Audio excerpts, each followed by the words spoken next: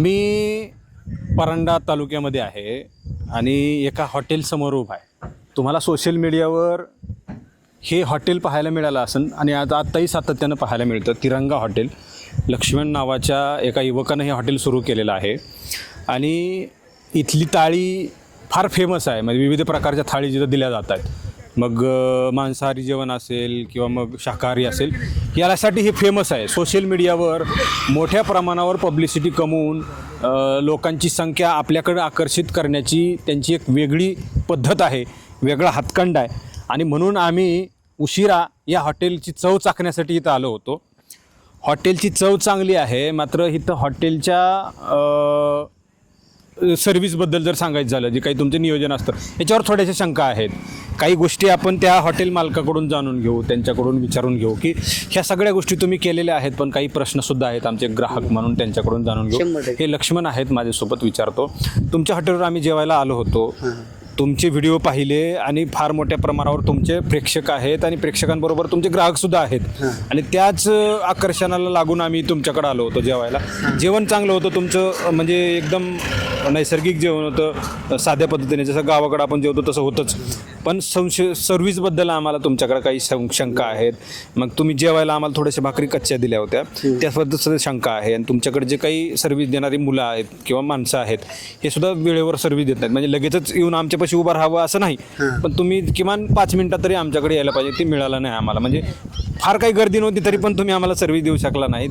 यावर काही वेगळे तुम्ही काय सूचना आणि बदल करू शकता? नाही, 100% बदल करू. पण त्याबद्दल तुमची क्षमा असावी. सर्व्हिसबद्दल गैरसोय झाली. काय झाले, जरा स्टाफ कमी आहे आणि आता सध्याला अशी कंडिशन झाली आहे, कामगार मिळणं खूप मुश्किल झाले. त्याच्यामुळे जरा ती कमतरता आहे. ती कमतरता आम्ही नक्कीच नंतर दुरुस्त करू आणि तुमचे जे तुम्ही तक्रार केली त्याची नक्कीच दखल घेतली जाईल. नाही, बरोबर. आणि स्वच्छतेबद्दल सुद्धा सांगायचं आहे. तुमच्याकडे काही जे वेटर्स आहेत, जे कामगार लोक आहेत, ते सुद्धा धूम्रपान वगैरे केलेली दिसली आम्हाला. मग तंबाखू गुटखा खाणं हॉटेलमध्ये कोण करणार नाही, मध्ये नाही केलं, पण ते करत होते. किंवा डोक्याला त्यांचे काही मास्क किंवा तोंडाला काही नव्हतं. हे तुम्ही इथून पुढे पाळाल अशी अपेक्षा. 100% काय होतंय, ते डोक्याला जर लावलं तर ते घाम येऊन काळं पडतंय.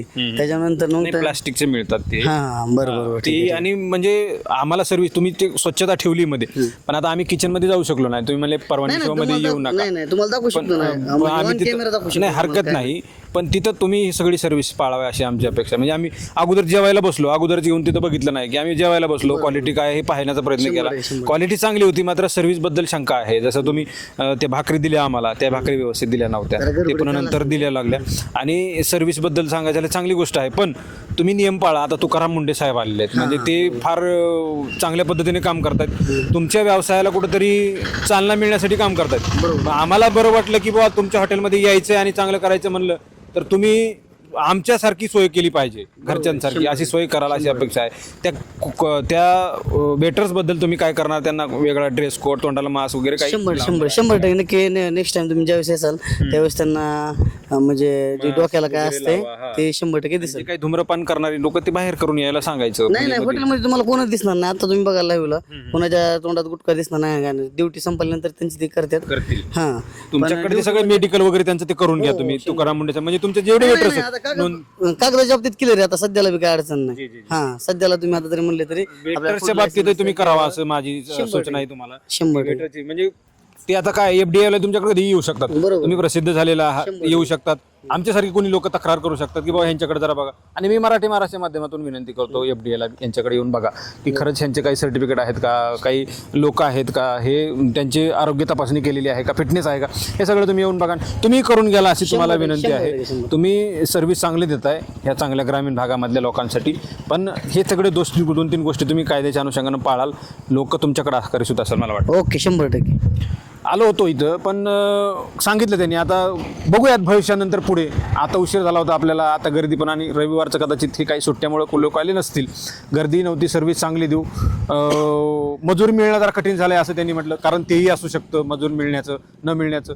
आणि जे काही थोडक्यात तोकडे जे मिळत आहेत त्यांच्याकडून सर्व्हिस चांगली मिळतात. पुढे जाऊन दक्षता घेऊ असं त्यांनी सांगितलं आहे. आरोग्य विभागाचे जे काही नियम आहेत, मग लायसन असेल, काही इतर सर्टिफिकेट असतील, ते सगळे आमच्याकडे व्यवस्थित आहेत असंही सांगितलं. किचनमध्ये दाखवा म्हणत होते, पण मी आता काही जात नाही तिकडं. भविष्यात पुढे जाऊन प्रयत्न करू. यांनी सांगितलं की मी जरा सुधारणा करेल.